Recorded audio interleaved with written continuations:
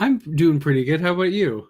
I am awesome, man. It's been a great week. It's been an exciting week. So I've got a whole bunch of things to talk to you. We've got an amazing guest today, Rich Woodall, personal fan of ours. The last time he was on one of your shows, it was quite the adventure. It's Not literally necessarily because of Rich. my favorite episode we ever did a Comic Burrito was Right. with Rich Woodall. Right. So that's going to be wild. So we're going to get that. I'm going to make sure we share everything up. But Todd, I don't know about you, but I'm ready to level up. You know what? I could go for a level up. Let's do it. All right.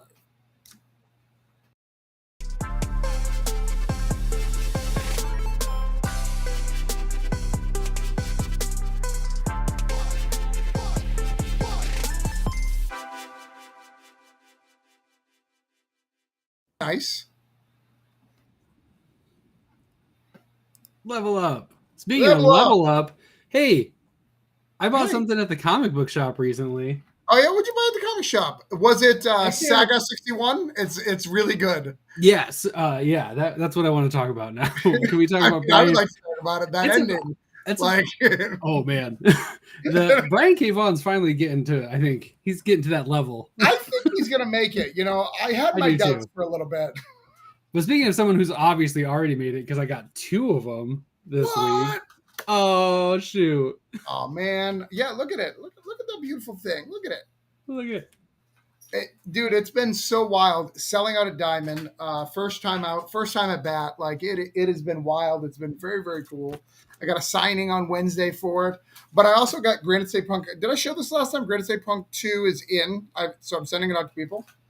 I read it again. I mean, I read it totally for the first time. It was great. It's shiny.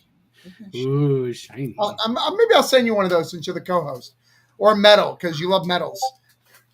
But this came in as well. People like this book. Ooh, look at that. So look at that. So I've been sending out tons of rewards. I think I'm at like 65%. So I'll get it done by the end of the week. Nice. Most of it. I also say that's a good one. I forgot to order the metal bookmarks. So I just ordered them this morning. So when they get in, so like everyone who doesn't get the bookmark, you'll get your stuff. If you got a bookmark, I apparently am punishing you for spending more, and I apologize. Yep, only fair. Rich, Charlie says that that book is prettier, so that's nice. Ooh, yeah.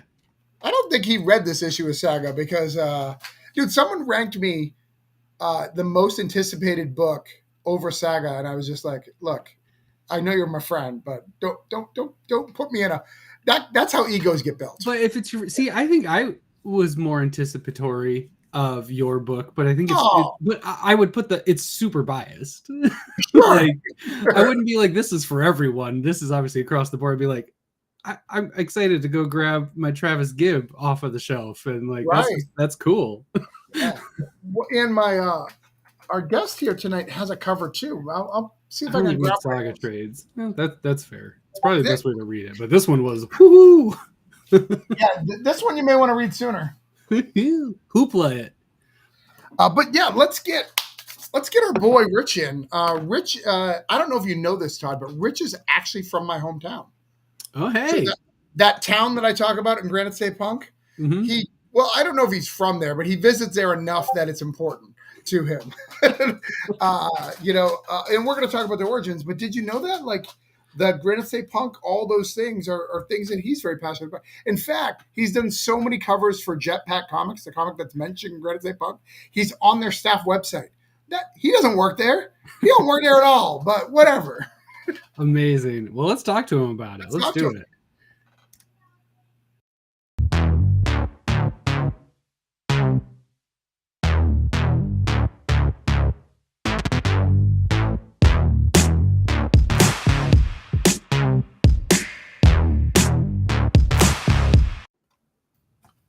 That before you guys say anything, I am now spoiled. That is the best intro I've ever had for any show or anything anywhere. That was amazing. You only get to see it once, though. Todd is very particular. I mean, well, tomorrow on YouTube, I'm going to just have that on like a loop. I'll post it all on its own, so you can just put it on repeat. Perfect. They just keep running. Can I make it my like Facebook banner? Because that would be great. Right? That's what all you know. You can do those shorts on you. That's what all of our shorts should be. Just the yeah. It's pretty awesome. Yeah. Live free or die, New Hampshire in the house. Sure. Yeah. Ice cold New Hampshire. That's where we are. And for life. I heard it's been wicked cold over there. You guys just had a bad snowstorm. You know how snowstorms are up here. It was nowhere near what you probably experienced. We had 3 storms in a row, so it was kind of a pain in the ass, but it wasn't. It was snowstorms. You know what? Our winters have been really mild up here the last, I don't know, 5-6 years. At least where I'm on the seacoast, though. You know that, so it's like we don't get as bad as like inland New Hampshire does anyway. Right. Michigan, what up? I relate. Yeah, exactly. Yeah, that's rough. I hear. Yeah, we're right next to the lake too, so it's all like the lake effect. It's the whole thing. It's great. That's true. It's fun to be inside when it's happening. So bad they have a mitten. Yep. Yeah. Poor UP. Right. How's it going? So yeah, it's been a long time. Since I've gotten to interact with you. Yeah, well, that was pre-COVID, probably, right? It was during. It was early. Oh, was it during? Yeah, because Gods, I believe, was just coming out. Oh, you're right. Yeah. Right. Yeah, that was right in the middle of. Yeah. Yeah, it was a good time. Yeah, time flies. Yes. Yeah, I actually think wasn't the con that I was at that we appeared on the first con that opened post COVID? Yes, I think it was. Probably, yeah. Yep. Yeah. Which in Florida that doesn't count. Yeah. COVID didn't happen in Florida. I've seen the numbers. I was going to say, was that even a thing down there?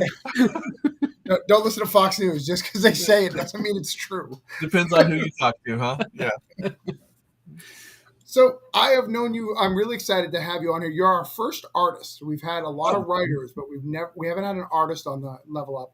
It's because you guys are more talented than me, and it causes me anxiety. So I don't make friends with artists, but but I'm friends with you and Carmeline. That's about my list of. Oh, Joe likes me too. I could probably get Joe. Yeah. So that's my 3. Even ones who work for me, I'd be like, Tyler, it's business. Right. Yeah. Yeah. I mean, yeah, and being a writer and artist, like I try to be friends with everybody. Right. That's nice. Maybe you like the writer side of me a little better than the artist side. Yeah, maybe that's it. Maybe that's it. Well, I will tell you. So correct me if I'm wrong, but the first book that I know you from was Johnny Raygun. Was there something before that? There was nothing. There was nothing before it. It was dark. Before that, there was darkness.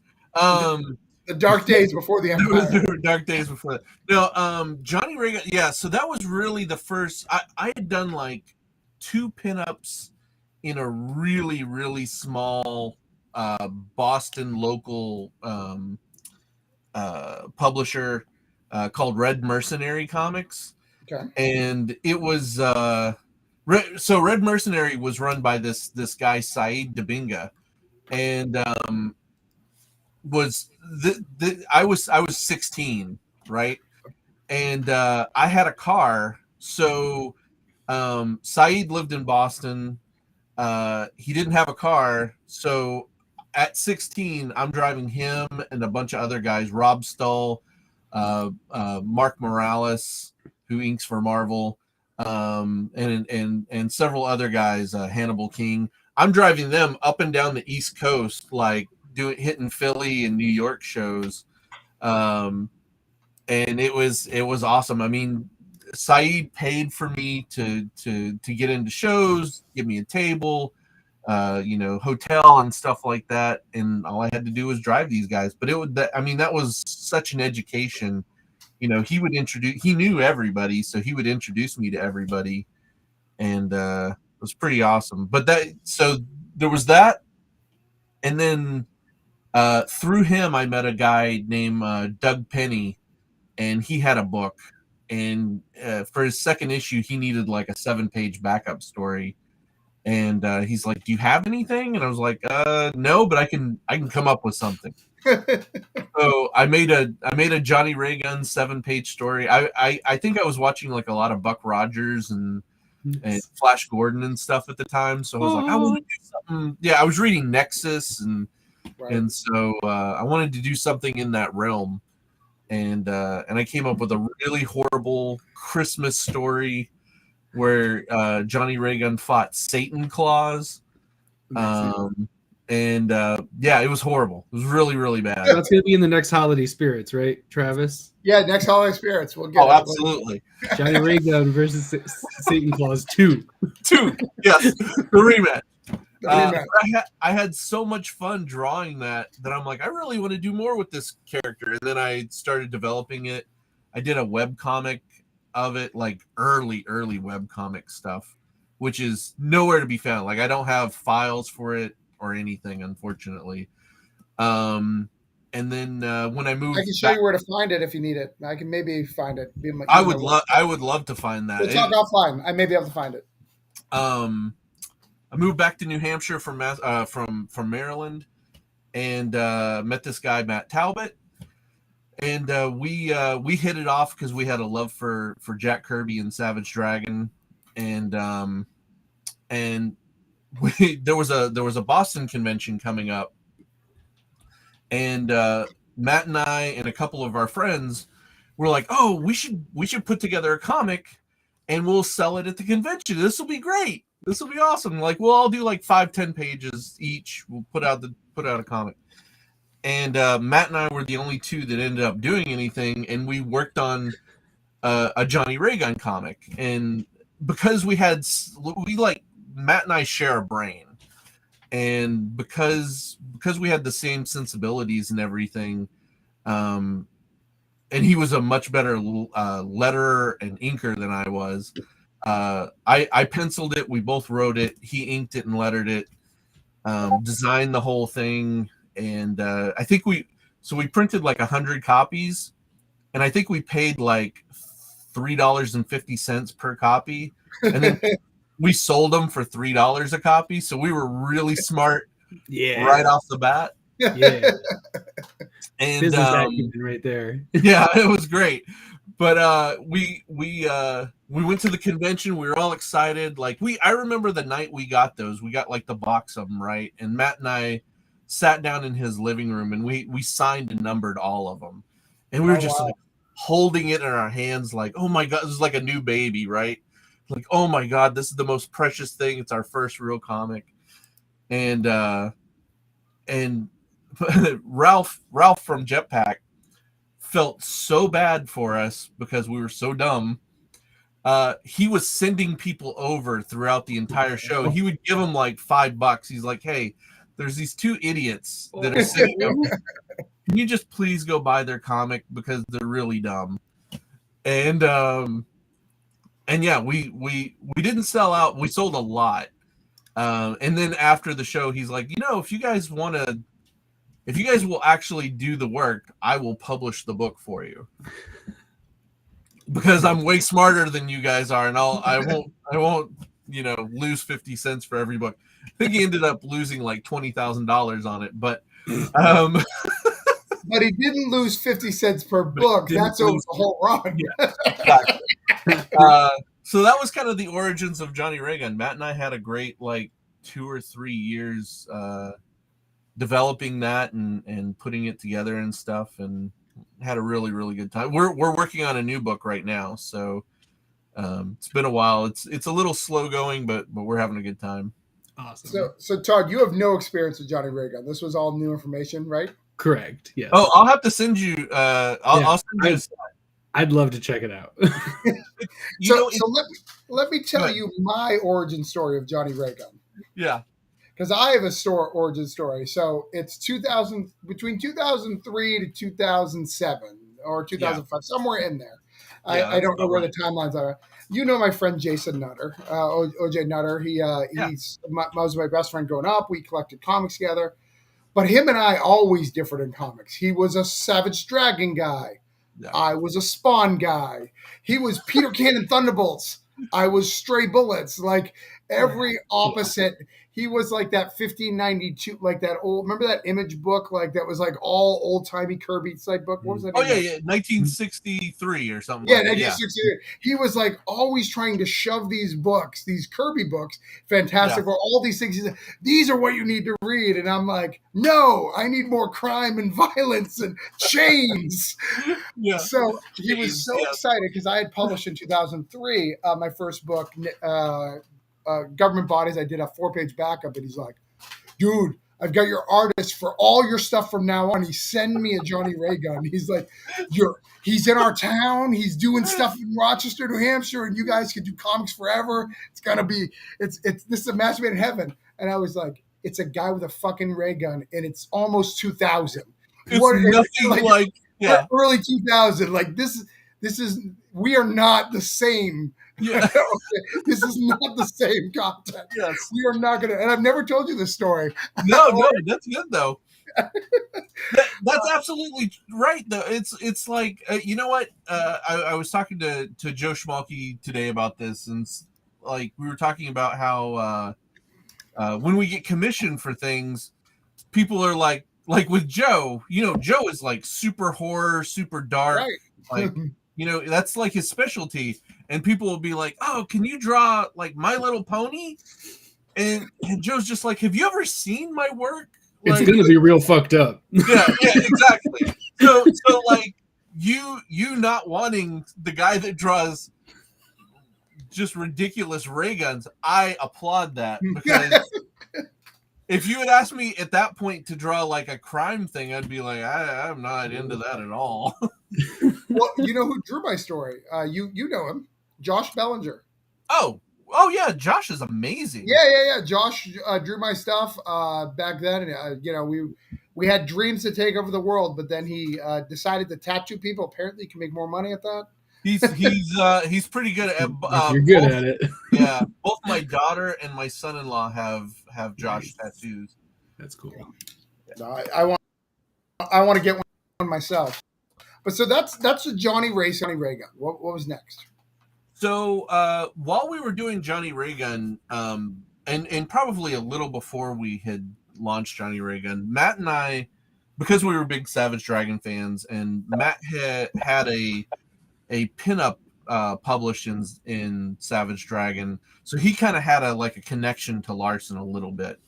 And Larson's so open and very easy to approach. He's not always like he's very he tells it like it is. He sometimes he's very blunt, but that's just kind of how he is. But anyway, so Matt and I got another pinup in Savage Dragon that we had both worked on, and then Eric let us do the origin of Killcat, which is one of the big Savage Dragon characters, which was crazy that he let us write and draw that. And in between that and doing Johnny Ray gun, since we had such success with getting pinups into Larson books, we're like, oh, well, this is easy. All you have to do is contact the creator and say, hey, I'll do a pinup for your book if you're interested. And 9 times out of 10, they said yes. And so we got pinups in Fear Agent and Invincible, like Invincible number 10, I think. I think it's earlier than that. When I looked it up earlier today, I think it was earlier than that. Yeah, like we got pinups in probably 8 to 10 Image books. That's awesome. So it was great. We were just reaching out to whoever would be nice to us, and do pinups for them or whatever. We did do a backup story for Rick Remender for Fear Agent that never saw the light. Which one? Never mind. Yeah, after we did the pinup, he's like, "Hey, I'm doing all these short stories, like little backups in Fear Agent. Would you guys be interested?" And so we pitched him like a bunch of different things, and he's like, "No, horrible, no." I guess that one will work. And so we did it, and he kept telling us like it'll be in the next issue, it'll be in the next issue, it'll be in the next issue, and it never showed up. So I've hated him ever since. He's my arch nemesis. He doesn't even know it. But all the best ones are unknown. Yeah. Yes. So that's kind of where we were for the longest time, is doing pinups and backup stories and stuff like that. And nice. And then we both bought houses and had to do freelance to pay the bills. And everything in comic world kind of took a back seat. Like it really dried up after that for a while. Like we were just so focused on making money, because I don't think we had been paid for anything. We'll do it. Yeah, I don't remember the first thing I was paid for, but it wasn't at that point, that's for sure. Well, and even all the people you've talked to, you're early work. You're not getting Invincible towards the end of the run where it's making tons of money. Right. It's early Kirkman where he's like, this may work. I don't know. This kid. Right. Oh, totally. Yeah, and we had done a couple things with Kirkman. Like he was really nice. That was back when he would answer my emails. Which I'm guessing if I sent an email to that email address at this point, it would just get kicked back to me. But yeah, no, he was super, super, super cool. We sat next to him at a convention and hit it off with him. And again, that was like within the first 10 to 12 issues of Invincible. Right. So it was a good time. Nice. And then, so from then, so you then kind of take a break. You just do pinups. Was the Dark Horse after that? No. So after that was, like I said, it was kind of the long dark times, days before the Empire, and then well, you already spent you already got Ralph 20,000 in debt. I mean, yeah, we got Ralph in debt. We left Ralph hanging. Right, smart. Move on.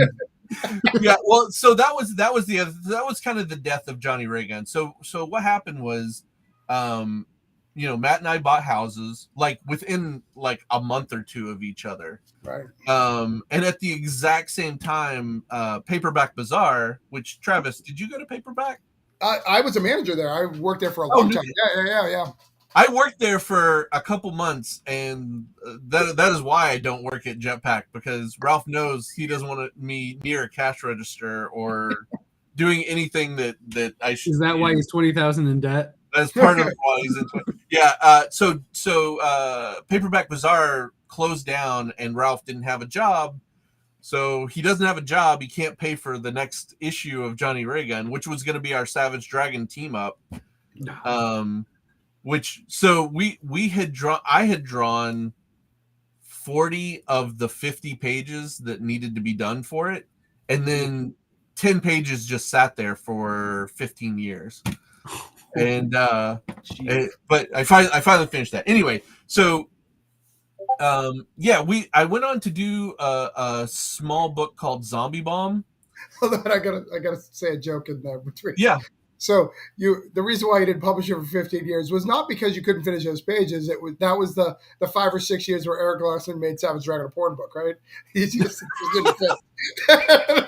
That was more recently, but I think we probably did the Kickstarter around the time the porn time. Okay. Yeah, which may explain why the numbers were low. No. All right, Zombie Mom. I don't think we have a picture for that one. No, nobody has a picture for that one. It's not on Rich's site. I don't have it. No. So, Zombie Bomb was this really cool thing. So as you probably know, Travis, like the Boston comic scene is like a little family, and right. And, we used to do conventions starting when I was 16. In Boston, there was a monthly convention at the Heinz. The Heinz, or not the Heinz. There was a hotel near Chinatown, and it was awesome. Like once a month, this guy would put on a show, and he was always nice enough to give me a table. Hey, what's happening? Hey, Johnny. Always nice enough to give me a table. I met like a lot of guys there, became a tight-knit family. And there's one guy, Adam Miller, who's an amazing illustrator, does a lot of stuff working with photos and painting on top of them, and so it was really, really cool stuff. So Adam and I hit it off, and he's a super high energy guy. And we he had a connection with this guy at Terminal Press, which was a very small press publisher. They did really beautiful looking books, but they did like super low print runs. And Adam and I pitched him on this idea, like, hey, we could do zombie, because this is in the heyday of Walking Dead is the biggest comic in the world, and everybody's doing a zombie comic. We're like, we could do an anthology and get all of our friends together and put out these great anthology books. And we had like 300 creators working on these books. We put out 6 issues over like a year and a half. They were all, I think they were 64 pages, really, really beautiful books. Is this one of them, or is this something separate? So that is kind of one of them. That is a book by Tony Donnelly. I think I probably lettered it and colored it. And that's what it says. It says you're the colorist and the letterer. Yeah, so he basically I think he did 2 or 3 Zombie Bomb stories, and when they were done, he just took them and kind of made his own little yeah, out of them. So that was kind of cool. But yeah, we basically what happened was we would get the books printed, take them to a convention and sell out, and then the publisher wouldn't print any more books. Like they had this weird thing where they were like, well, if more people want them, then they're worth more money, and we'll have an aftermarket. If we could sell them. Yeah. What does that help you with an aftermarket? I've never understood that logic. That doesn't help the publisher. It was ridiculous. So after issue 6, Adam and I, besides Adam and I, we were ready to kill each other by issue 6. Sure. A lot of the stuff was because of the publisher, but we had disagreements about content and stuff like that, and we were at each other's throat. There was a we're really good friends again, and all that's in our past. We joke about it now, but there was a ride back from a Philadelphia show where we were in a van together and did not talk to each other for a good 7 or 8 hours. Ooh. Very uncomfortable. We didn't have a good time at that show. Even though we sold out, it wasn't good. But awkward. Yeah, Zombie Bomb was great. That was kind of my first dip my toe into kind of creative direction and publishing. Right. Because wrangling 300 creators and putting together those massive books was a lot. But Adam and I learned a ton, and about the time that Zombie Bomb was ending, Craig Russo and I and Kelly Yates were talking about like digital comics. Like, what, people are starting to do digital comics. This is really neat. Like, this seems like something we could do without a lot of overhead, without a lot of, if we want to make an IP of our own, we can do it. We're not investing a lot of money in it. We're kind of doing it on the side and all this. And we came up with Artist Alley Comics, which we set up a website. We set it up so you could if you paid, I think it was 99 cents an issue or something like that, you would download 1 issue chapter. And I think we were doing like, Craig and I were setting it up where there were like 8-page chapters or something. And we were trying to kind of serialize it like that and put out like one every 2 weeks or 3, maybe it was one a month or something. I don't remember, but it was a very low impact schedule. And we had we were putting out Perhaponaut stuff through there. We were putting out Rich Case, who had done Doom Patrol and Spider-Man and stuff like that. He had a book called Annie Ammo that he was doing with us. Jason Copeland had a book that ended up going to Dark Horse called We something about monsters. It's a cool book about monsters and like giant mechs fighting monsters. We had Chris Kemple had a book, Red Vengeance, in there. Anyway, we had Power Rangers. Yeah, we got it. Yeah, we had a lot of books. Yeah, had a lot of books in there. We put out a sampler book that had like 5 pages from all of us. But really, Craig and I were, no offense to the other guys, we were the ones that were producing the most. Sure. On a regular basis, and we had done Kyra, Alien, Jungle Girl, and we after we did like, I don't know, 6 or 8 chapters of that, I had just met Mike Richards from Dark Horse, at Jetpack. It was, you know what, it was like on Thanksgiving or the day before Thanksgiving or something. It was some weird, like really close to a holiday. And I remember he was there, and I was like, this is such a weird thing. I was on my way to my parents' house, and I'm like, I'm going to stop in just to say hi and show him my portfolio. And he gave me his card, and he's like, hey, if you have something, email me, pitch me. I'd love to work with you guys. And nothing ever happened. And I did email him, and it took like 3 months for him to get back to me. So I was like, I figured it was dead. And he just emails me out of the blue. He's like, hey, I really like that Kyra thing. Like, yeah, let's put it in Dark Horse Presents. Amazing. So that's cool. So Craig and I were super excited. We got like 12 issues of Dark Horse Presents, and then a trade. Well, and Dark Horse Presents when it was the real Dark Horse Presents, right? Yeah. Yeah. You know, you're probably one of the last, you know, I think during the heyday. It was like Craig and I joked that we killed it because like 4 or 5, like maybe 4 issues later, it was done.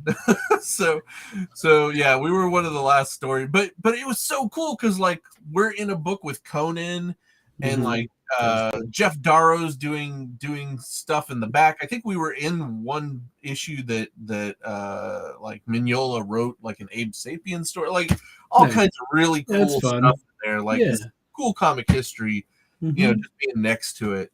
I think they were nominated for an Eisner while we were in there and stuff. So that, I mean, it has nothing to do with us really, but it's cool though.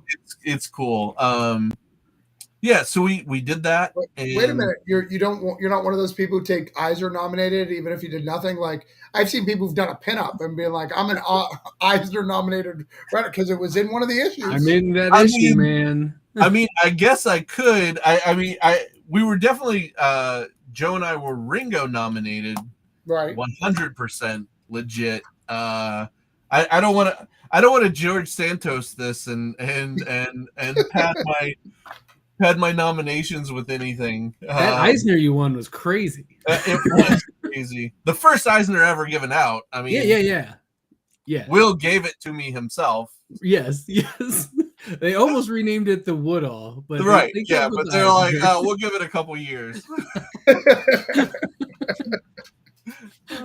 Yeah, but it was a lot of fun, and Craig and I, you know, have been friends forever. Craig is one of 2 people that I talk to on a daily basis. It's Craig and Joe. You know, I chat with Craig 24 hours a day. We basically like say good morning and good night to each other. Like it's all day long. Cute. Craig's probably tired of it by now. This guy won't take a hint. Right? Yeah, he's like, God, I can't block him because he'll just cry. But I had a good. I just met him over when I was up there. And we had a great conversation at the table. Oh yeah, that's right. You had dinner with us that night. Yeah. So I liked meeting him. He was a good guy. He's a good guy. He's a very good guy. Yeah, he's doing. Just to give him a shout out, he's doing Young Hellboy right now. Oh yeah. With Tom Snagowski, and that book is so much fun, and it looks pretty. Wait, the young Hellboy guy? Can we change this graphics real quick? Can you put up a Hellboy? Yes. Yeah. Almost my young Hellboy book. The second trade should be coming out pretty soon. I like the first one. The second one's so much. I say it's so much better because it's got Lobster Johnson in it. So you can't go wrong. Anything with Lobster Johnson is better. You're set now. Yeah, and Tom is one of my favorite. Tom Snagowski is one of my favorite guys in the entire world. He is absolutely hilarious, and I just absolutely love him. He is a fantastic guy. He was kind enough to invite Craig and Matt Smith and myself over to dinner one night, and his house is a museum. Wow. I've never seen a non-museum that is. There are comic museums that don't have as much cool stuff as Tom has. Like every single room, and I mean the bathroom, the kitchen. The kitchen has like an Eric Powell piece up in it, like specifically drawn for a kitchen. Like it's amazing. His dining room, I walked in there and it's like, oh, there's a Frank Cho as you walk in that's like 100 inches by, like it's this giant thing. Oh, there's a Bernie Wrightson. Oh, Jack Kirby. No big deal. Wow. Yeah. And it's from floor to ceiling. Just the most amazing Disney World place I've ever been. I'm kind of hoping he adopts me. Is the whole house slabbed? You have to like hermetically sealed inside. Yeah, what's the whole house graded at? Right. The whole house is a 9.8. High grade. He needs more security. I will tell you that, because like he needs cameras rolling 24/7 in there, because there were so many times I'm like, Tom, just leave the room for a minute. And, right. You will never miss this show. Yeah. Just waddling out the door. Yeah, you fold it up. I really don't know you that well. Yeah. I love it. That's cool. Yeah, it was very, very, very cool. I can't live like that. I'd be terrified of anyone coming over. I would be scared to death my house would burn down, and I would go in to save everything. I would die. Right. And then it's over. At least you don't have to worry about it. Right. Yeah. At least you don't. Yeah. My dad did that. So when I left, the trailer that my dad lived in burnt down, and he rushed in and saved all my comics. I had a lot of them with me, but like a decent few boxes, and I never had the heart to tell him. I was like, "Oh, they're destroyed, Dad. The smoke damage. Like, it doesn't matter." Oh, that's so sweet. But I have a few boxes that are smoke damaged. So I think I had to throw one box out, and it's good X-Men years too, which sucks. So man, that's rough. That's rough. So what was after the Kyra? After Kyra. Did you read Kyra when the Scout release? Mm-hmm. You're talking to Rich. I was really confused. Good job. I didn't hear that part, and I was just like, "I'm sure you read it. It's crazy." Yeah, it's great. I'm a big fan. I think it was really fun. And that was a lot of fun. It's not what I expected. Well, that's good. Like I am always, you know what? I'm not a good salesman, because I'm like, oh, it's just a dumb Jungle Book.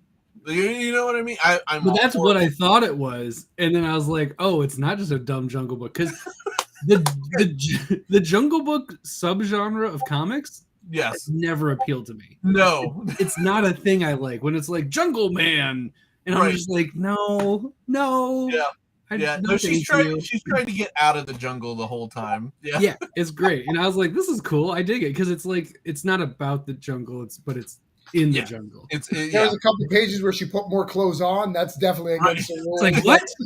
Am I reading this? Is this supposed to be a manga? Am I going the wrong way? Exactly. Yeah, we had so much fun doing that book, and hopefully at some point we'll get to do more. But we got to wait till Craig's done doing Hellboy and Half-Nots and stuff. Yeah. But hurry up with Hellboy. Just get over it, man. Yeah. Why do you want to work on that horrible book? That rag. Yeah. Yeah. After Kyra, was pretty much the Electric Black, I think. Would you say Electric Black or the start of the Turtles cover? Oh, you know what? Turtles stuff was kind of peppered in between. It might have happened during the Zombie Bomb stuff. Like I had done one Turtles cover, okay. And then there was a really long hiatus when I didn't do any Turtles cover. Like I had done a Turtles cover, and then I did a Powerpuff Girls cover for the same people. And then I did I colored a Barbie cover over somebody else. Like, exactly. I realized how unprepared I was. Yeah, I could go get my boxes. For literally my favorite comic book in the last 10 years. Oh, literally, I fucking adore this book. I preached this book so hard. Thank you. Rich, we'll get back to Turtles. I think Todd's in a moment. Oh, I got Electric Black. Sorry.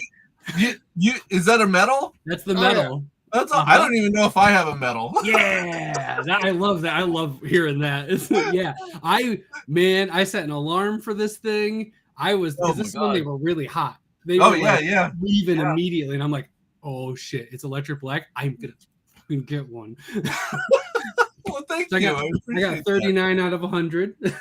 Oh, nice. And it's great. I've got this. This still has all the comics in it.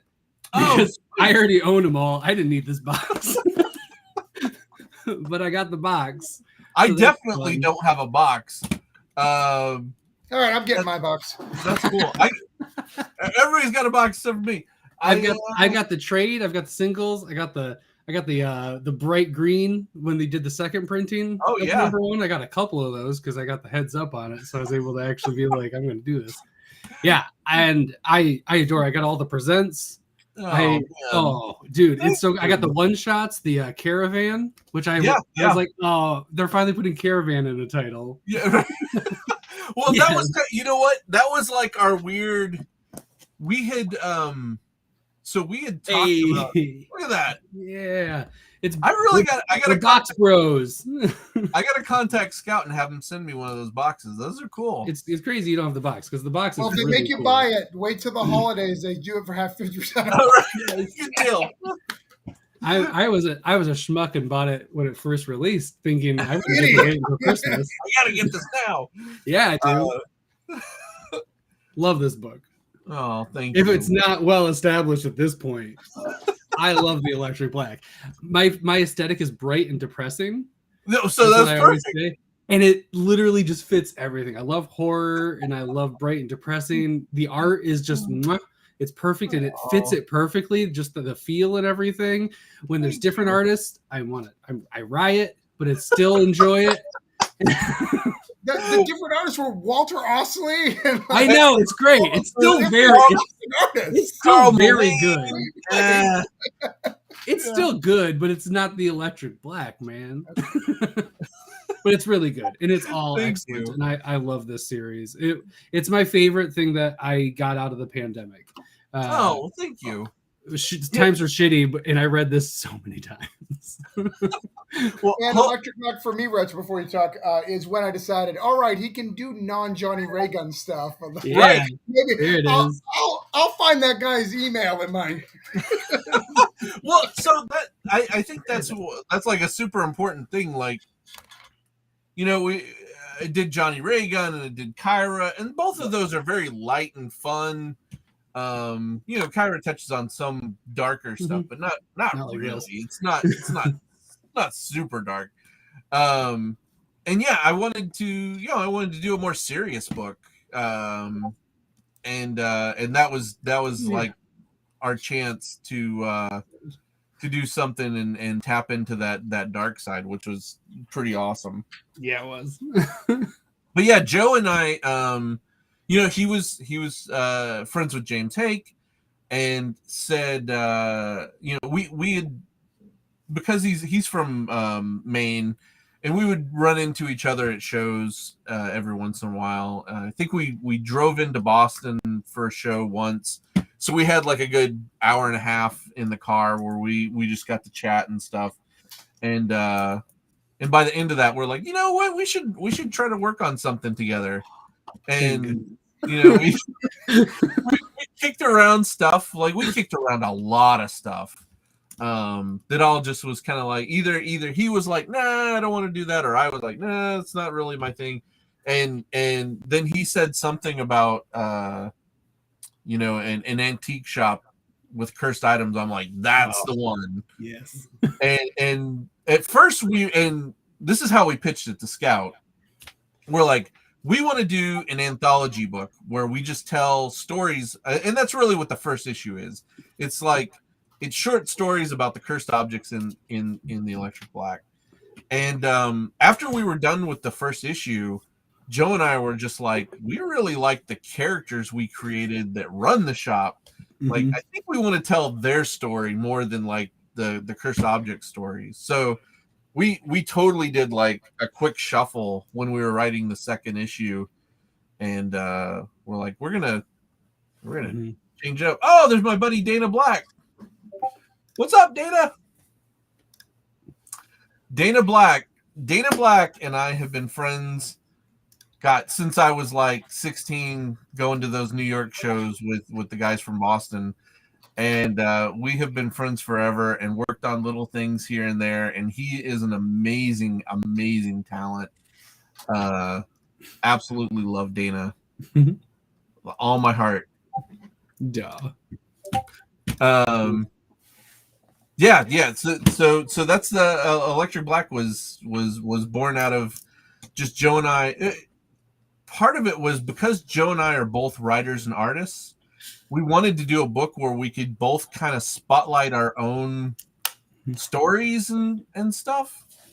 And so a lot of the stuff, like, we write a lot of it together, but a lot of the like short stories are kind of like our own, like the short stories. One of you had a thing and you went off and did it. Yeah, and we both kind of like we throw it at each other and say, hey, does this fit? Does this work? You don't want to go too off the rails on your own. Yeah. And I think like 99% we're like, yeah, that's freaking awesome. So that's been really, really cool. And we hope to do more of that in the future. That's my follow-up question, because come on, man. I'm on this train. I want it to keep going. I love it as it is. It's good stuff, but like we've got a lot planned for it. It's a matter of, like, Joe's got so many that's the problem. Is he still doing stuff? Yeah, he's still doing things.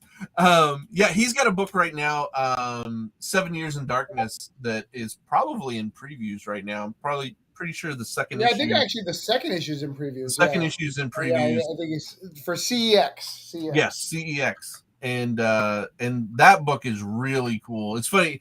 So you can check out Joe's Patreon, and you can get a lot of the story. I don't know if he's doing it weekly or not still, but if I pay, is there a tier where I get him to tell me the news, but he's been drinking? No. Yeah, every tier. Perfect. I am sad that he doesn't shock either himself or other people as much as he used to. I don't know if you were around for that part, but he used to have like stun guns. Literally shock people, not metaphorically. Absolutely. Literally shock people, like, haha, tased you. Yes, he was in a studio with Ben Bishop, who's known for his Teenage Mutant Ninja Turtles stuff, and Dylan Andrews, who's another creator. They were in a studio together, and it was a small space. Like, there wasn't a lot of room to run. And he used to break out the taser every once in a while. It was pretty awesome. He used to tase himself though, but they would do like Kickstarters and stuff. And it was like, all right, if we reach this goal today, I'm gonna tase myself in the nuts. Amazing. Yeah. The jackass of comics. So that's where the electric came from. That's where the electric came from. So, yeah, Joe's really, really good at names. 7 Years in Darkness, We Don't Kill Spiders. Like, these are all great. Electric. He came up with Electric Black. It was originally Electric Taint, but then right, exactly. We were like, I don't know if that's marketable. Yeah, but and then Cherry Blackbird happens. Yeah. Yeah, we had a good run on that, and thank you for it. It's wonderful. We will be back at some point. It'll probably be either later this year or early next year. I mean, he could just reprint it with another cover, and I'd buy it. I mean, we didn't do that enough for you with the first issue. Oh, I know. It's just you can still do it. There's got to be 20 versions of that first. There's a lot to collect. A lot. It's true. The only reason the action figure, like I know you were all in on it, the action figure stuff. I was just like, so I'm not going to get my action figure comic book cover. Like I need one more Electric Black cover. Right. At least one more. At least one more. Yeah. Did you get the Sienkiewicz cover? No, I don't. Oh, I'll have to send you guys. I'll have to send you guys the Sienkiewicz cover. It's. It's still Sienkiewicz. I've seen it. It's great.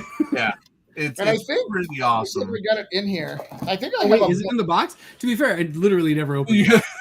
Like I opened it, and it's right. You're like, I don't need that. Now, so this is something you may not have, Todd, that I have. Oh yeah, the holiday special. Oh. So this was like kind of a New England thing. Is that in the box? No. Okay. No. I was like, I've not even seen that before. So there is one more thing that you need. So let me tell you how I got this. Son of a. Rich posted it on his Facebook, and I was going to the printer that day, and I was like, "Hey, Rich said I could have one," because I did ask you. I did ask you. I said, "Rich said I could have one. Can I get one?"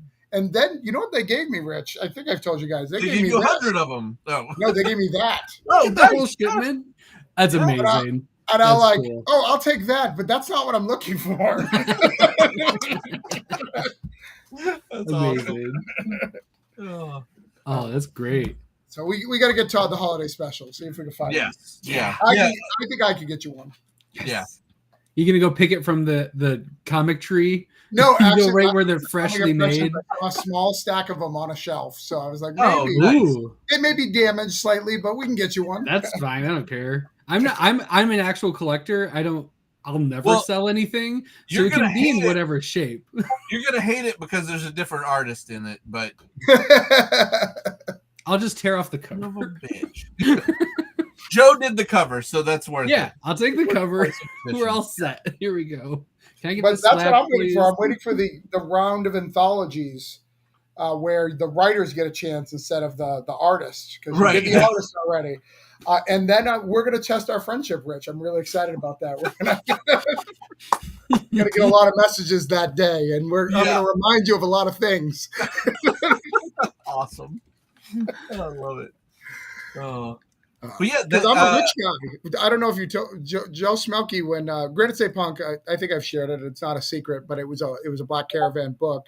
Yeah. It was a Black Caravan book. But when Joe and I met each other, because I had met Rich several times, but Joe and I never met, he's like, "I like you, kid," and we're drinking. I like you, kid, but you're a rich guy. So like, you got to talk to you're a rich guy. That's great. He's like, I like you. Like, I approve your stuff. I think your book's going to be great, but you're a rich guy.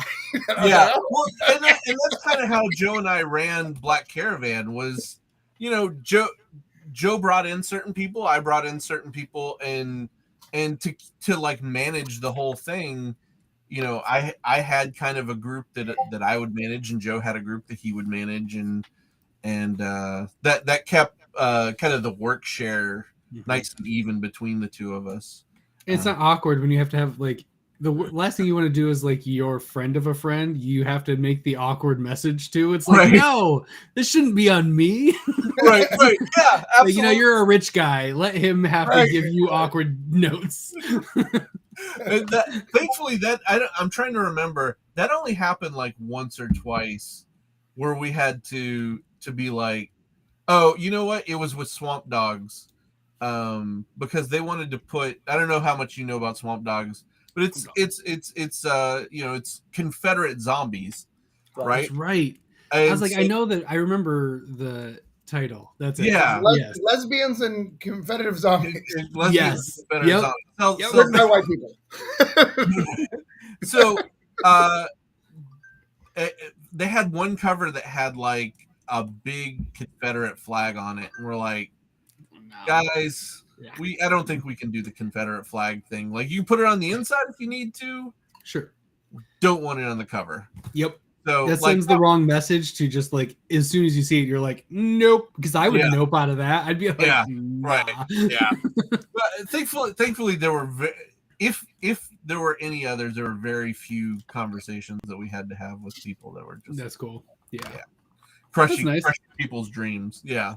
Yeah. But yeah, so Electric Black, when we came into Scout, Electric Black 1 blew away, like doubled their highest selling books, and we like easily became their highest selling book, and by like issue 3, they were like, you guys can do whatever you want. And we're like, we want to do a horror imprint, and that launched Black Caravan and all the other stuff that we did. And that was like my heyday of the Scout box, right there. Yeah. Right. Oh, that was just like every time just opening that up and just like swoop, swoop, swoop, let's go. I loved that. Oh, those are prime like 2020 days and like 2021. It was you know what? It was super awesome. That like 2 or 3 years of being a publisher, and the biggest thing that I missed was like creating, because outside of writing and coloring Gods of Brutality, I didn't really draw all that much of anything. I drew a couple covers here and there, but like I miss doing sequential work. So yeah, let's bring into Gods. Let's talk about Gods. Seems like a good transition to talk about Gaz. Yeah. I remember getting this number 1 and being like, what? So I one of my best friends in the entire world, I went to high school with this guy. He's not he reads comics that I'll give him, or if he finds something. He's not a comic guy. He doesn't like collect, but he'll read my stuff, and like every once in a while he'll read a trade that a friend gives him or whatever. Sure. And just like a week or two ago, I can't remember. I said, he asked me what I was working on. I told him, and he's like, "Are you working on any more Gods of Brutality?" And I'm like, "No, not right now. Like, we're working on this Bloody Ring of Dracula, which is with Mark Welzer, who draws." Yeah, and Dana did an incredible pinup for Brutality. Nice. I can't remember if it was in issue 2, 3, or 4, but it's awesome. I'll have to look for that. Yeah, Mark and I are working on that other thing, but he's like, I'm glad you're not working on Gods, because that is the worst thing you have ever written in your entire life. And I'm like, oh, do tell. Like, tell me more about how you feel about my book. And he's like, it's like you were writing to a bunch of 12-year-olds. And I'm like, that's exactly what I was doing. Okay, like, so you got the point. Yeah, I was like, did I hit my target audience? Right. I liked it for that. I said I wasn't trying to make like a super smart, like I wasn't trying to make Watchmen. It'd be awkward if that is what you were trying to do. It was like, oh, you kind of missed the mark. Has he read Sergeant Werewolf or Johnny Regan? Like this highbrow shit, Rich, you need to lower it down some. God. I like to do fun books that just have dumb stuff in them. Yeah. And this fits the bill. Yes, that is what it's just a fun time. It's super dumb, but it's just so much fun. Like, it's great. And that's there's I don't get not loving that, because like I think he was sad. He was sad. He felt like I could do better. Hilarious. You're not living up to your potential, Rich. And then I was thinking, I was like, have you read all the other shit that I've written? Because none of it is Watchmen. Like, you see the bar I'm going for, like, right? Sergeant Werewolf is a werewolf in World War II. Right. Like, it's not real highbrow. Right. What? There were sewer sharks that had legs and shit. I thought isn't Sergeant Werewolf mostly prose? Yeah, I mean, look at that. That's just. I try to do things that, like, if you read the title, you're like, oh yeah, I get that book. Yep, I'm here for it. Let's go. Yeah. Which that cover is so cool. I love it. Thank you. That was a lot of fun. Yeah, like it's classic, but it's fucking werewolf. Well, and so the origins of Sergeant Werewolf was Matt and I were doing Johnny Raygun, and I can't remember if it was issue 3 or 4 or 5, whatever it was. At one point, Johnny goes back to his home to visit his parents, and his dad is Ralph, by the way. Really? From Jetpack Comics, yeah. And so he's in the basement with his girlfriend, like in his old room, which is like in a basement, and his girlfriend's down there, and like he's got comic posters on the wall, and it's like a 16-year-old boy's room, right? And she's going through his video collection, and she pulls out a video, and she's like, Sergeant Werewolf, what the hell is this? Amazing. And he's like, that is awesome. That's the best movie ever made. And ever since then, I was like, man, I really wanted to. It was a throwaway gag, but I'm like, I really want to do a Sergeant Werewolf book, because that's awesome. That's too great. much fun to pass up. That gag that you just take too far and now it's a comic. I love it. Absolutely. You know what? Johnny Raygun is filled with gags that will someday. There's a Kung Fu zombie in Johnny Raygun, and hopefully someday I'll get to a Kung Fu zombie book. Awesome.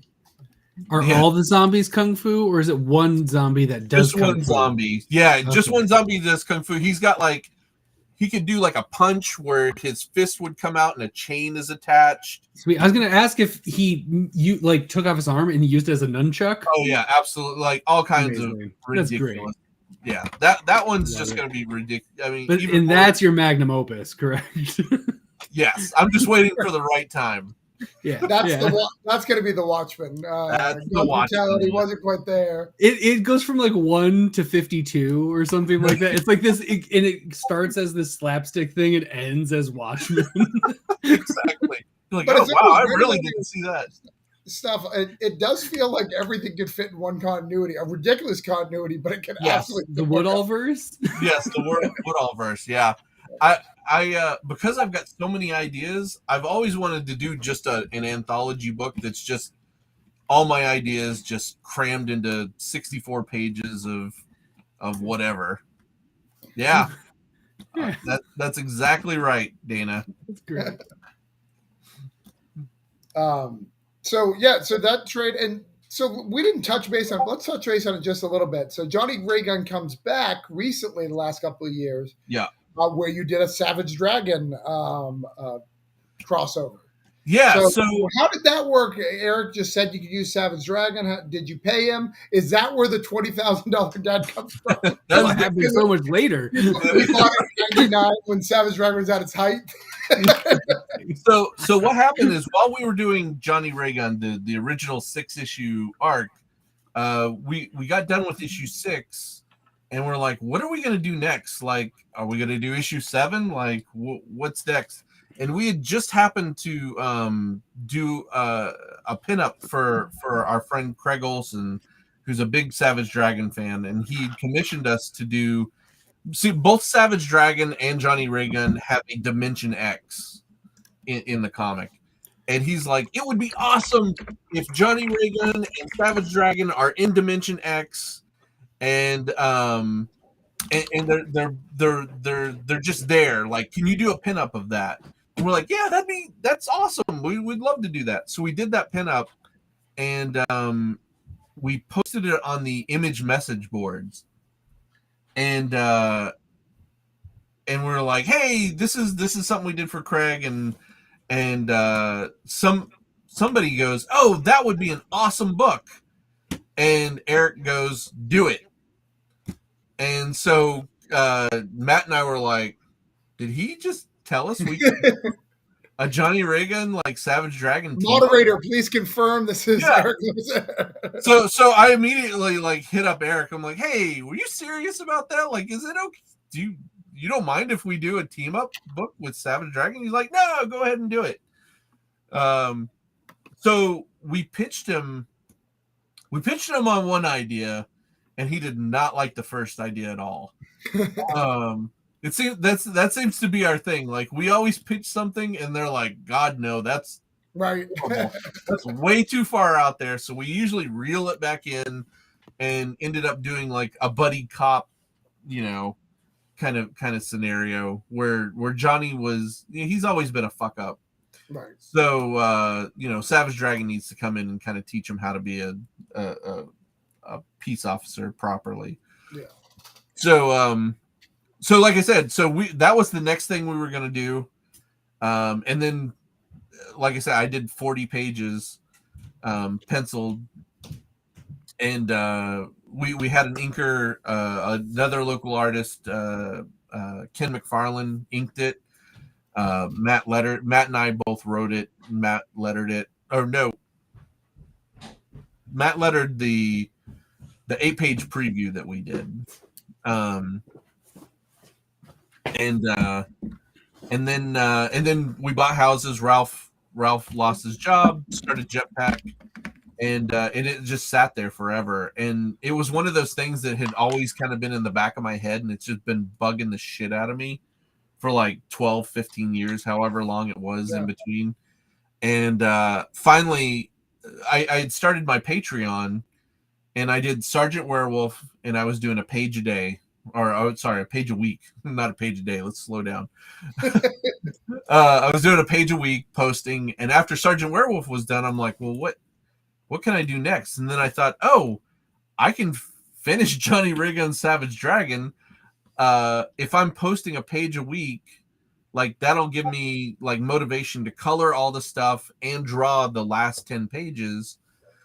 So by the time I catch up with the 40 pages I've already got, I'll have those 10 pages done, and then I'll do a Kickstarter. And so after it was all on Patreon, I decided to do like a double Kickstarter. It was the Savage Dragon Johnny Reagan book and the Sergeant Werewolf book. So at the same time. And so finally, after like 15 years, I finished it. And finally got it out. I was really, really, really happy that I finally got it out. Yeah, that's exciting to finally just it's out there. Yeah, it took way, way, way too long, but I always finish what I start, no matter how long it takes me. Travis will tell you that it just took me 2.5 months to do 8 pages for him. So. I mean, a little less than Savage Dragon, but that's fine. A little bit, yeah, a little bit. Let's I've told people, so let's not make it. It wasn't for me, though it was in my book. It is with Cullen Bunn. With Cullen Bunn, great Cullen Bunn. Yeah, I was very excited when Travis like approached me. He's like, "Hey, Cullen said he would write a story. I'm gonna send him like a couple artists. Like, would you be interested in being one of the artists?" I'm like, "Hell yeah, I would."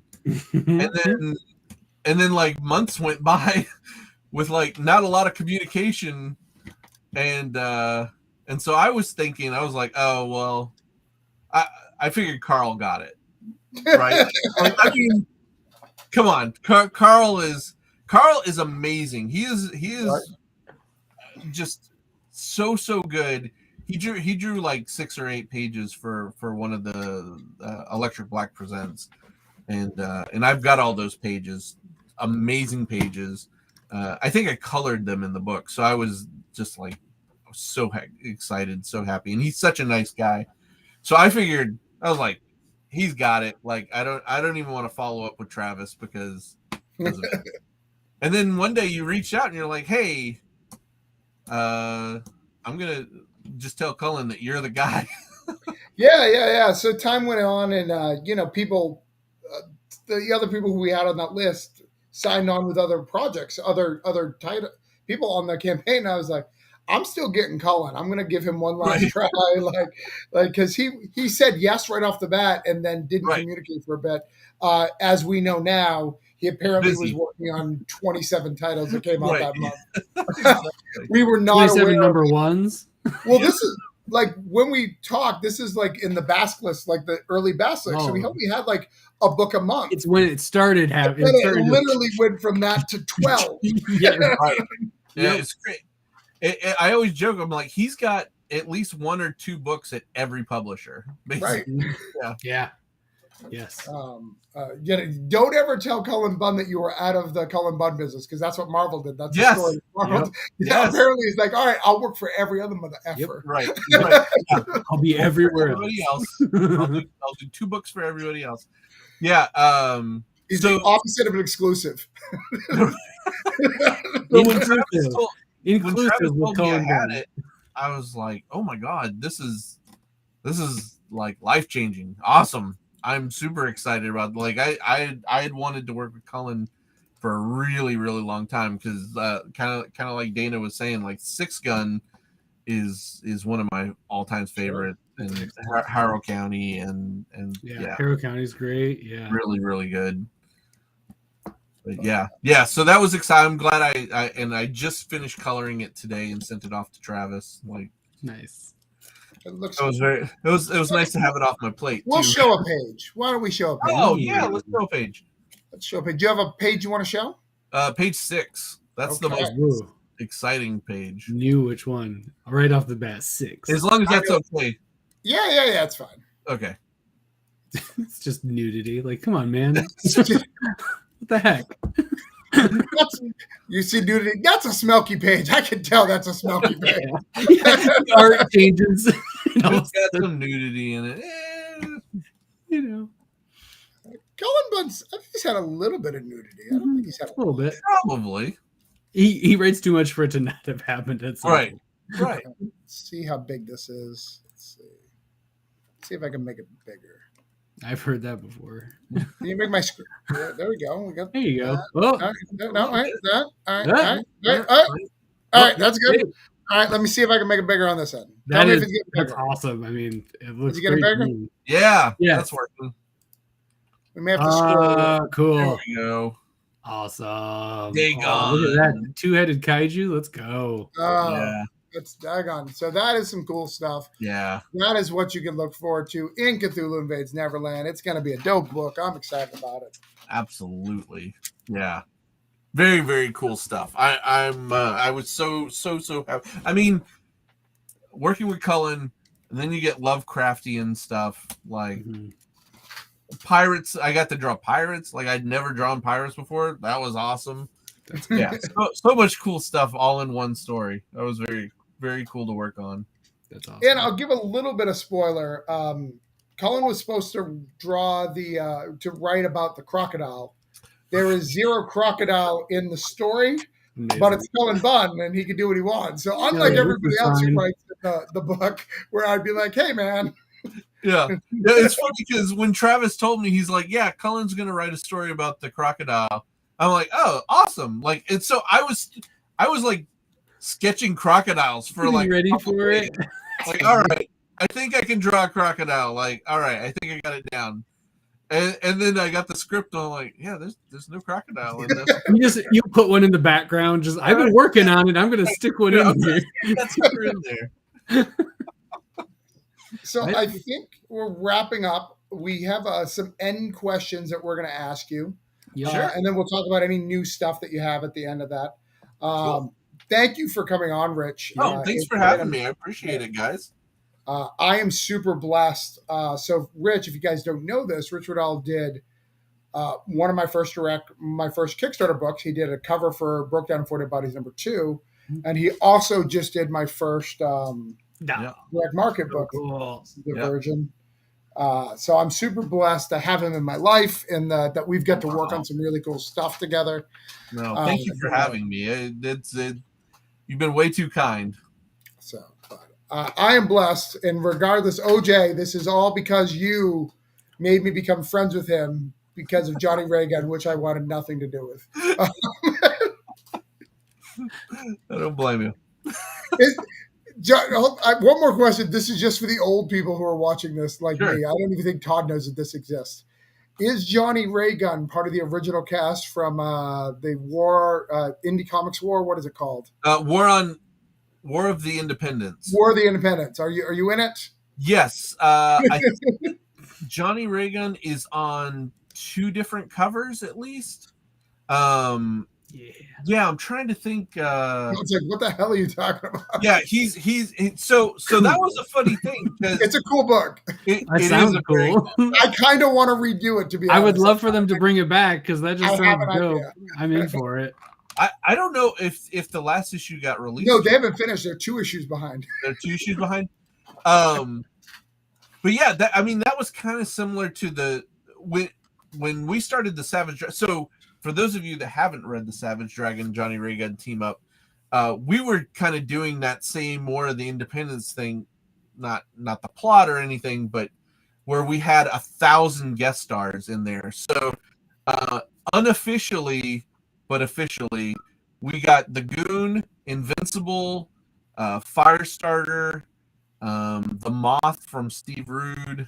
Wow. And a bunch of I think there's like 30 or 40 different creator-owned properties in that because we were trying to. So, like, again, when we were doing that, we were still talking to, yes, Red Eye showed up, Dana's character. We were still talking to Kirkman, and we were just asking everybody, like, hey, we've got this Savage Dragon team up thing, like, we're gonna have a bunch of cameo appearances. Oh, Madman's in it. Yep. We're like, would you mind if we just put had a cameo appearance? We're not gonna give him dialogue or anything, just gonna like put him in the background. And almost everybody said yes. And so the thing Kirkman said, because this is right when Kirkman was starting to get pretty big, he's like, you guys can put Invincible in there, but don't tell anybody that I told you can put him in there. So, so now I'm telling everybody. Which is a weird flex. Basically, like, when they sue you, I'm going to let them sue you. I'm gonna just totally deny. Yeah. So that was pretty cool. To be able to. One side story with that is I was really, really lucky. I don't know exactly how. I think somebody must have dropped out or something. There was a panel at one of the Boston shows, and it was Jeff Darrow and Terry Moore and Stan Sakai and Mike Allred and me on a panel. And I was, when they asked me and they told me who was on the panel, I was just like, oh my God, like, I've got the best seat in the house, right? Can I ask questions? Yeah. What am I gonna add to this conversation? It was really good. But after it, like, I'm gushing to Mike Allred, like, oh my God, like, you're one of my heroes, like, amazing.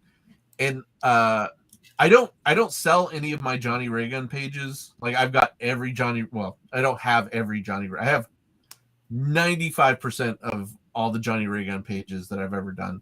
I've given a couple to Matt, my buddy Matt, and I gave one to my buddy Adam Miller when we were working on Zombie Bomb, and it was the Madman page because he's a big Madman fan. And I knew I was going to meet Mike, and I was like, "Hey, I've got you. You probably don't even remember this. You said I could use your Madman in Johnny Raygun." He's like, "Oh no, I totally remember." And I was like, "I have the page that I drew. Can I get you to sign it?" And so I got it from my buddy. I had him sign it, and I gave it back to my buddy. And that was like the coolest thing. That's awesome. Ever. Mike was such a super nice guy. We didn't get to talk nearly long enough, but yeah, one of my all-time favorite guys to meet. That's really cool. I hate to do this. I gotta run. No, that's fine. It was great to talk Travis to you. is gonna. It was so good talking to you. I hate this so much, but I thank you so much. You're awesome, and No. You both are great, and congrats on all of that. I will be listening to this later and checking it out, but I gotta go. But okay, Travis will take care of you. So Yeah, he can read questions pretty good. So I'll read those questions pretty good. If you leave though, is it gonna mess up our? Oh, thank you. No, I'm gonna. Yeah. I'm just gonna turn it off. Not ahead. Just make sure to hit end stream when I you're will. done. Yeah, you don't want to Dale Keown the rest of this, Right? It's just. I mean, I kind of do if I could get room the for the press rest that of he the got. I time. mean, it wasn't great press, but I'll take it. You haven't drank nearly enough to do Yeah, that. I've only got one Guinness. Right? Yeah, Todd's that's been not getting enough up way more than I have, so I have not. That should be me.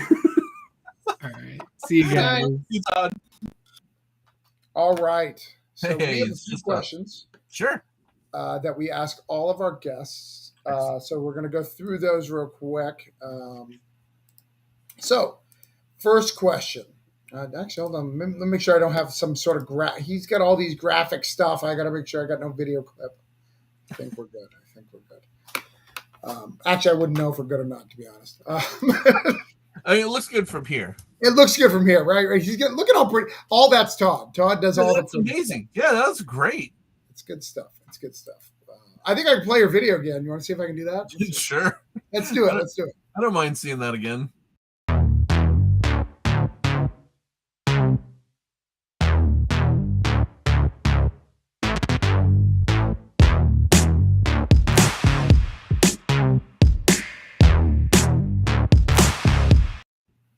Wow. It makes you feel like you've actually created something in comics, right? I'm like, wow, look at all that cool stuff that somebody did. I want to read that stuff. Right. And the first thing, like, I'm sure just like me, you're just like, well, it's missing my Trump book. It's missing. Yeah, I don't talk about the Trump book too much. Yeah, there's no 100. How many Turtles covers? Because that was a question that I wanted to know. How many Turtles covers have you done? Do you know? I think I've done like 9. Like, this is the newest one. You can get it Jetpack Comics right now. Last Ronin #1. First appearance of all the new Turtles, by the way. Yes. So super cool. Jetpackcomics.com. They got tons of those. I think like 9, maybe. Let's see, like 5 Last Ronin, that Last Ronin, Turtles 100, Turtles Armageddon game, and the first one that I did, which was like issue 23 or something. Yeah, so like 9. Do people come for you for Turtles covers more, or that killer Master of the Universe cover? Not as much with the Masters of the Universe cover. I love that cover. I mean, I hated that book, but I loved that cover. That cover was killer. I ordered it. Yeah. That was really cool. That was one of those. So I owe a lot to Ralph. I mean, outside of him like dropping crazy, ridiculous money on the Johnny Ray Gun stuff, he's been one of my best friends my entire adult life. Yeah. And he has supported me like nobody else when nobody should have. And he's been just way too good to me. But he's got me all those covers, and that was one of those situations where there's always a couple times when like I did Marvel trading cards, sketch cards for a little while, which was horrible. But it was one of those things where I'm like, when am I ever? I may never ever be published in a Marvel book again. I'm going to take advantage of this, and I asked for 1,000 cards. So I did 1,000 Marvel cards. So I did as many characters as I possibly could, because I'm like, when am I ever going to draw Aunt May? I drew her there. All right. All right, here's Paste Pot Pete. And here's the Trapster, because you can't have Paste Pot Pete without the Trapster. Right. So the Masters of the Universe cover was one of those opportunities where I'm like, I may never get to draw, like, play in that playground again. So I'm going to make the most of it, and I'm going to do as many characters as they'll let me. And yeah, I had. It was hands down the best cover that came out. Thank you. I appreciate that.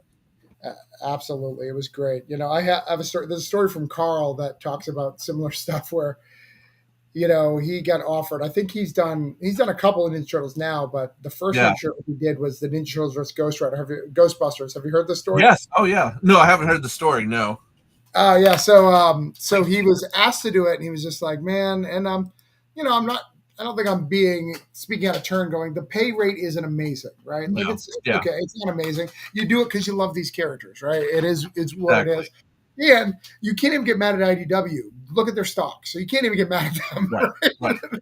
Yeah. So he was asked to do the Turtles versus the Ghostbusters. It was like, okay, all right. So who do I put on the cover? Oh, you got to put all of them. Oh, okay, so all 4 Ghostbusters. All right, cool. Oh, we also need the vans. So we need the Turtle van and the and it's like the lowest I've ever been paid on any cover, even indie work. For the most work. For the most work, but much like you. Yeah. When is he going to be able to draw the Ghostbusters and Ninja Turtles? Right. Yeah. It's pretty awesome, and a lot of the Turtles covers and that Masters of the Universe cover. I've got a retirement portfolio, and when I do stuff like that, stick it in the retirement portfolio, and it's one of those things where hopefully by the time I'm ready to retire, I'll have done some cool things that make those go up in value. But it's stuff that like I don't want to sell. If I sell it, I want to sell it for a premium, because it's like I just don't want to let that stuff go. Right. You kids won't appreciate it. The damn kid. No, I mean my kids can give a shit less about comic books. Like my son probably outside of maybe one art collector has more of my art than anybody else hanging on his wall. Every birthday and Christmas, he's like, "Okay, Dad, I want," and it's always, it gets more and more complicated every year. So like I'm up to drawing like full covers with trade dress and everything. And he dictates what's on there. He's like, okay, it's Spider-Man, and he's trapped in an hourglass, and the Sandman is the sand in the hourglass, but the rest of the Sinister Six is around it. And I'm like, oh, geez. It turned out awesome, but I've seen a few of these. They're great. That's a reason to follow Rich. He does, and you just had a great Fantastic Four commission. Oh, yeah. Right? Yeah, that was this week. Yeah, we'll talk about your Patreon so you can follow that stuff. There's some great stuff. But let's go through our things, and then we'll do an end. Sorry. Yeah. Right, so no, you're good. It was me. I want to talk about Turtles covers. All right. So the first question. Sure. What do you think makes you stand out in the comic market? Makes me stand out. I don't know if I stand out at all. I mean, maybe I do. I'm not a good self promoter. I would say, I guess, if I do stand out at all, it's maybe my ability to do like the whole, I'm a one-stop shop. Like I can do everything from pencils, writing, lettering to publishing. Like maybe that's it. Like I said, I don't know if I stand out. If I do, I appreciate that. Now, if I do, awesome. Yeah, no, I guess that's it. Something like that. Maybe Dana has an answer for you. Well, maybe. Dana's always way too nice to me. He's known me way too long. So as we've talked about this, buying the house, and there's been setbacks throughout the years of various things. What keeps you going in this field? This very, very difficult field. Yeah, this is a super difficult field. The thing that keeps me going is because I have to tell stories. Even if I was never going to ever publish a comic again, I would still draw comics for myself. Like I love sequential work. I love telling stories, even when I'm doing a pinup or a cover. Like unless I'm given a direction that it has to be a certain way, I want to tell a story in that cover or pinup. just because I think that's really, really important to convey stories and tell stories. My dad is a great storyteller. I think growing up, I would be enthralled with whatever story he was telling. He just told amazing stories, and maybe that rubbed off on me and made me want to tell stories and stuff. And yeah, I don't know. That's but it's like a compulsion. If my wife will tell you, if I don't draw for a couple days, I am the most miserable person to be around. I am mean and angry, and it's just like nobody wants to be near me because like it's like people who are addicted to coffee and don't have their coffee in the morning. This grumpy asshole is what I turn into. So I draw every single day, uh, whether I need to or not, because it's just something I love to do. I have to do it. Oh, yeah, I have a similar thing, not with writing per se, but I have to read. I become less of a, like, comics are like my therapy. I need to Yeah. read a few Oh yeah. comic books to calm me down to like. That's exactly it. It's very therapeutic. Like I'll get into it's a zone, you know. You get into a zone and you kind of work, even though maybe you're not thinking of it consciously, maybe subconsciously, like Yeah.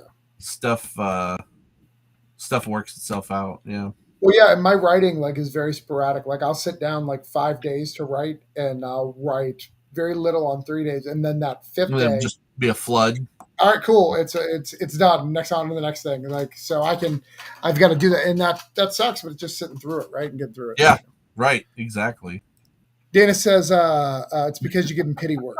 Yeah, It is never pity work. that's Dana, why you keep going. That's why you keep going. yeah. That makes you special. Like I said, Dana is amazing and has always been amazing and has always been an inspiration for me. We'll have to get him in one of these You cool should things. you should definitely get Dana on. Absolutely. All right. What does leveling up in comics look like for you? And so I've had to explain this one to a couple people. So Yeah. for me, like my goal is Marvel and DC. I'm going to keep working Sure. until I can write. I don't care if I'm writing Spidey and his amazing friends. Spidey is giving Gwen an ice cream, and I'm appalled at doing it because Gwen is dead in my heart. But at least I'm writing Spider-Man for 1 second. Yeah. Like, what is your level up? Because as I found this, and as we go through this, some people don't give a shit. Like, Right. I was like, what are you talking about? Like, that's all I want. They're like, nah, I just want to do my books. And I'm like, what? So what's your level up? It used to be working for Marvel and DC. Okay. I used to say, like, it's similar to you. I was like, I will draw an entire book of Jimmy Olsen walking a dog in Metropolis. Like, if that's what you want, I will be there and I will be happy to draw it. And I just wanted to work for Marvel and DC, and I would still love. I wouldn't say no to that. I would still love to work for Marvel or DC, but I've kind of over the last 5, 6, 8 years, I've kind of realized like I don't need that. Like Right. the story, like if I want to tell a Doctor Strange story, the story is still there. Like that story that I want to tell is still there, and maybe I can reformat it. And with a lot of things I have done that. Like Johnny Raygun was a book. It was my love letter to like and Matt and I's love letter to Silver Age comics. Right. Like we just wanted to modernize Silver Age comics and have that kind of mentality in there. And we took all these tropes and stuff and we did our version of the Fantastic Four in Johnny Raygun. Right. And so like I came to realize like I can do my own versions of those characters and get more out of it. Leveling up, I guess, is for me right now at this moment is doing enough to make a living off of it. Like I think that's my level up right now. Like I'm very close. I'm on that edge. Right. But yeah, like you said, like this is a tough industry, and getting good paying work, like it's hard. I for those of you who don't know, I was just laid off from a place that I worked at for over 10 years. And, I had the golden handcuffs, like paid well, health insurance, dental, life insurance, everything, right? It was great. And now I don't have any of that. And I've been doing freelance since November. And it's been really, really hard. Thankfully, like I've been mostly making it. Leveling up would be being able to do comics. Like right now, I'm working on comics, but it's so slow. Like the 8 pages that I did for you took 2.5 months because I had to do freelance, like paying freelance in between there to make ends meet, to pay bills and stuff. So, the dream is getting to that level where you're paid enough, or you get enough commissions, or there's enough Patreon members that can support you going on and creating. Right. Yeah, I think a lot of people misunderstand the comic industry, and like especially how we get paid, right? So, especially in the direct market, right? We do the book; it's completely done. It's then submitted to them. They solicit the book. They run it. That takes 3 months. They don't get paid for another 2 months. And then you get paid at whatever quarter is after that. So it's 9 to 12 months for one issue. Yeah, I was just explaining that to somebody. They're like, "Oh, well, why don't you just do a comic and make some money?" And I'm like, if I start a comic today, it's going to take me a month to do. And I did the math just like you did. I'm like, you're 6 to 9 months away from an actual paycheck, like no matter what. Yeah. And you can't survive 6 or 9 months on nothing. So you've got to buffer that somehow. So that 6 to 9 months of putting together the book and getting it published like turns into a year and a half or whatever. Yeah. Well, and as like I do, you deal with when people want to pay you for art and stuff or comics. They're various different levels. So I do the lawyer book with no contest. I'm doing all the production. I'm basically managing. I'm not just writing it because he doesn't know how to do that stuff. So it's not a publisher. It's a guy who wants me to do a comic. He pays well, and we pay and we do the book. But there's all this extra stuff. Oh yeah, No, you know what? One of the first things I was like, I got to thank Travis. For not asking me to letter this. Like usually I have to do everything from penciling to lettering, coloring and lettering. It's like I was happy to color it, but I was like, God, I don't want to letter it. Like that's my least favorite thing. It's probably the thing I'm the worst at. I'm okay, but it's not something I want to do. Who is lettering? Is Joel? Jerome, the guy who does all my books. Oh, awesome. Very cool. I think what I admire most about Rich is that something I pride myself for too, but the goal is not mainstream, is to create your own stuff, tell your own story. Yeah, absolutely. Yeah, and that's, again, as I've gone through this path, I find out that's my goal, but also I've also found that's what makes me special. Like at the end of a con, everyone's like, hey, let's go all hang out with the same people we want to hang out with and have a beer. And I'm like, well, Donnie Cates and Ryan Stegman and all these cool guys who are doing cool shit that I want to be doing are doing this other thing over here. I'm going to go do that because that's where I want to be. And it's counterintuitive, but it's also beautiful. Because I think it's a beautiful thing because I can probably wipe the floor with almost everybody in indie because I read it and I love it. And that's what I care about. Yeah. And I think that's why I'm successful too, because I can see what tricks are working in that scene that I can bring back. I know some people are doing good stuff in mainstream comics these days. Don't tell anybody. All right, your last question here. Oh, okay, yeah. All right, and this will help you with all the stuff that you want to talk about that we haven't talked about. Is what do you want your next level up to be? Oh yeah, next level up. So I want to draw hands better. Well, I mean, AI is not catching up on you, so you're I don't know. I don't know if I'm as good as AI yet. Like I still put in like 8 fingers when I'm supposed to have 4 fingers and a thumb. Yeah, my next level, it really is making the enough money to survive off of. But I feel like I feel like I am at that point where you probably know this too. Like you reach kind of plateaus, Right. and you kind of glide along for a little while, and then something happens, and you're like, oh yeah, I definitely just leveled up and just kind of you you hit that marker, and something clicks or whatever. And I definitely feel like recently, in the last like 6 months, like that's happened for me. Yeah. I feel better about some of the stuff I'm drawing, not all of it, but some of it. And career wise, like I vague booked about it today. Today was one of like, it was a great thing. Like 5 amazing things happened that I can't necessarily talk about, but it was like, oh shit, like I didn't make any money today, Right. but some pretty awesome stuff just happened that is gonna be pretty big for me in the next 6 months to a year is gonna be pretty great. Yeah, I mean, and that's the thing, right? Like, what opportunities come up, and how do you leverage those opportunities, and is that opportunity better than the opportunity before, and trying to figure all that out. Right. Yeah, I think that's another thing is it's important to try to make, if you're not making a lateral move, trying to make a move up. Right.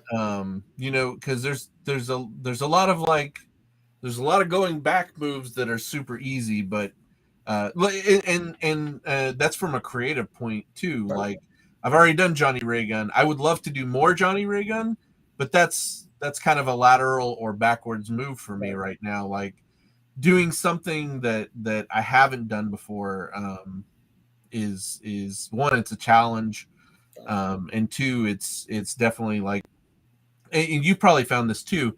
Every time you do a new property, you're hitting a slightly different audience. There's always you're gonna have fans that are fans of you, that follow you no matter what you do, but you're gonna get new, like people that like Gods of Brutality don't necessarily like Johnny Ray Gun or even Electric Black. Like Electric Black fans don't necessarily like Gods of Brutality. Like there's a lot of kind of pocket fans, but yeah, you kind of accumulate those Rich Woodall or Travis Gibb fans, which are awesome. And I don't know where I was going with that, but yeah, like that next book, you want to try to do something slightly different, maybe that you pick up another genre of fans. Another handful of here to get to our 1,000, right? You get 1,000 right, exactly.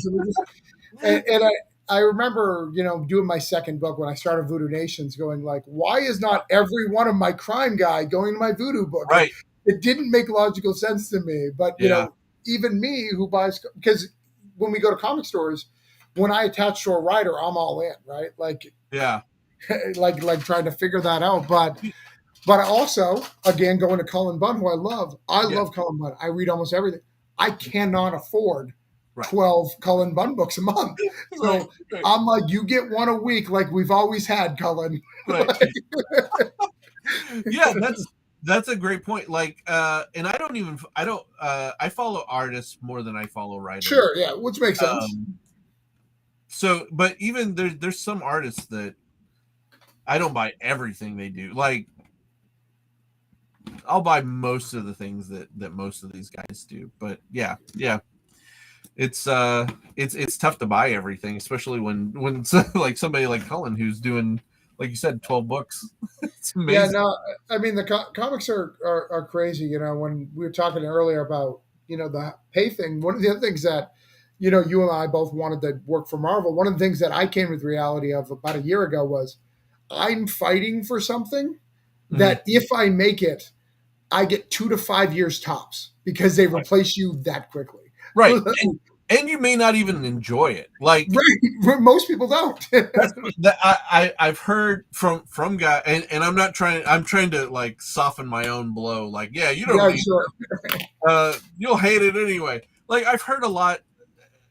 the guys that are starting out, they're not making even the decisions as to like what the story in the book is. Like if you jump onto Spider-Man, right, the editor does, yeah, you're kind of dictate, and I don't know how true that is or not, but at the same time, I'm like, I don't care. I'll suffer. I'll suffer through that if I get a chance to write Jimmy Olsen walking a dog or whatever. right. But, Damn, what was I gonna say? Yeah, so when I was at Granite State Con, I got stopped by someone who has seen my trajectory and we're friends. I can't think of his name right now. You probably know.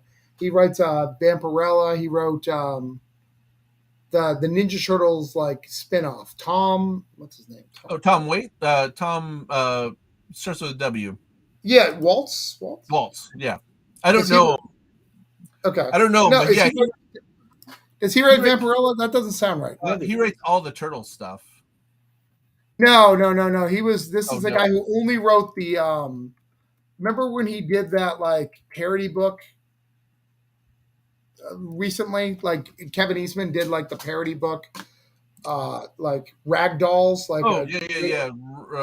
That was one of the. So Ben Bishop worked on that. Yeah. So the guy who got the guy who wrote that with yeah. I'm not sure. Yeah. Anyways, he came up to me and he's like, "Hey, Travis, I've been following your career for a while. It's like you get into that step where people are going to ask you to do stuff." He's like, and Zetascope is a great company, and they're going to ask you because Zetascope does that. They look for great talent. Yeah. Don't work for Zetascope. Work for Dynamite. There's less notes, less work. But this is random advice. Like the first time video going, like you're at that point. Dynamite, you'll have less notes. So just stay like that. I mean, that's kind of invaluable. Right. I mean, that's kind of a cool thing about where we are, where we know enough people at different companies that we could be like, hey, I was thinking about pitching to so-and-so. Like, you've worked for them. What do you think? Right. Like, how is that working out? And they'll be like, no, don't ever go to blah, blah, blah. Like, go to this one over here. I worked for them and they were great. So yeah, that's kind of a cool position for us to be in now. But we are done. Is there? Do you want to talk about your Patreon? Do you want to talk about any of your stuff? Yeah, I'm always open for commissions. I've got on my Facebook pinned to the top of my wall. There's like there's examples of commissions that I've done, and there's a list of prices. PM me, and I would love to draw anything for you. Also, if you want to support me on a monthly basis for as little as $1 a month, and you get behind the scenes looks at all the stuff that I'm working on, you get preview stuff. Hopefully I'll get back to doing like a weekly comic book at some point there. But there's lots of stuff. I post 2 or 3 times a week on my Patreon, which I think I'm sure I have a link on my it's just patreon.com/Rich Woodall. Yeah, so it's nice and easy. Those are the all the links will be in our description. Todd will take care of that. Awesome. Great. And I'll just throw in if you want to go to my store, if you heard about one of the books that maybe we mentioned and you want to buy something, projectpandoraentertainment.com. That's got my portfolio on it, and it's got a little bio about all the crap that I've done, and it's got the shop there. You can buy prints and books and all kinds of stuff there. And I'll be signing this cover on Wednesday. Have a good one, Dana. So I'll be signing the trade and the Virgin dress. So if you want to come out there, we can get it. We can send it to Rich. I know his address. We can send it out. We'll get it double signed. He'll charge you a little bit, but it won't be that bad. I'll charge you a little bit just so he makes money. He probably wouldn't. I'll do it. That's good. But yeah. Well, thanks for coming on. I really appreciate having me. Yes. So thank you for having me. I appreciate it, man. This is long overdue. I think we were going to do this one other time, and I couldn't make it for some reason. It wasn't Level Up. It was something else. Oh, probably my Creator Hangouts. Yeah. So I do another show called Creator Hangouts, and then Todd does the burrito. This show was kind of created, I'm at that level where I'm like, I don't know what to do next, right? I got the direct market kicked my ass, which I'm sure it did when you first did it. Like it kicked my ass. I was not ready for the direct market. I thought I was, but I was not ready. Like I'm ready in like sense of like I'm ready to take on that opportunity. But I didn't realize it was so much work on my end. And you hear that from all your friends. Yes. But until you live it, you're like, oh no, like it's really all you. Well, that's what when Joe and I were running Black Caravan, we told the creators. I mean, the reason we sold so well with Electric Black and any of the properties we were involved with is because we reached out to as many different retailers as we could. We did all the legwork, and while we can do that as publishers to a point, the creators, you're the best salesman that the book has, and if you're not selling the book, then how's the publisher supposed to sell it for you? Like they have the same thing that they have to do for every single book. And unless you're one of these Marvel or DC creators that has a giant name, unless you're Jim Lee or whatever on one of these books, you're not going to get special treatment. You're one of 10, 20, 30 books in a line. And so you as the creator have to do the legwork, and it's hard. Yeah, it was hard. I mean, I obviously did well. I'm the best selling stuff, but I also know the numbers of other publishers. So I'm like, all right, so I'm the bestseller here, but I want to be here. So how do I get there? What does that take? Yeah. And I took a different approach for Granite State Punk. Like Granite State, instead of hitting all the stores, I hit the ones that I knew carry my stuff, and then I hit New Hampshire hard. Right. But I promise you, there is not a store in New Hampshire that is not picking up Granite State Punk. That's awesome. Good. So there is that, and we'll see. But we'll see if that pans out, right? Maybe I'll see that it didn't go the way. You won't know for a couple weeks, and we'll figure it out. And I'll do better the next time until I figure it out. But that's the best advice. Do better next time. But thanks for hanging out, and we will get you out of here. We're going to do an outro, and we'll see you guys soon. Thanks for loving out. Thanks. See you, Dana.